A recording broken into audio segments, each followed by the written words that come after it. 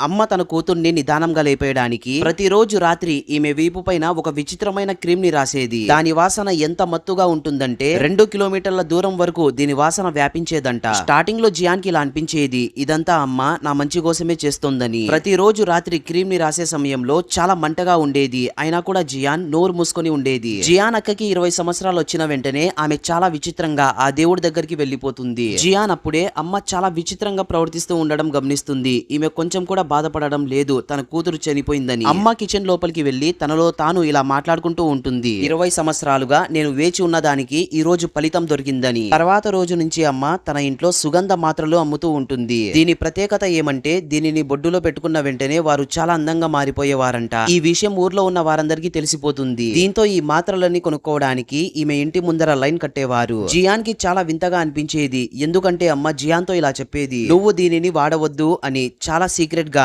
అమ్మ ఈ మాత్రలన్నీ తయారు చేసేది. ఎవరైనా కూడా లోపలికి వచ్చేకి అనుమతి ఉండేది కాదు. ఒక రోజు ఒక వ్యక్తి తన భార్య కోసం ఈ మాత్రలన్నీ తీసుకోవడానికి వస్తాడు. జియాన్ ని చూసి అతను ఆమెతో చాలా తప్పుగా ప్రవర్తిస్తూ ఉంటాడు. ఈ వ్యక్తికి ఇప్పుడు ఈ విషయం తెలిసి ఉంటుంది, జియాన్ కి 19 సంవత్సరాలని. దీంతో ఇతను జియాన్ తో ఇలా చెప్తాడు, మీ అమ్మ ఇంకా సుగంధ మాత్రలను తయారు చేస్తుందిలే అని. జియాన్ కి అతని మాటలు ఏం అర్థం కావడం లేదు. నెక్స్ట్ పార్ట్ కోసం ఒక లైక్ వేసుకోండి.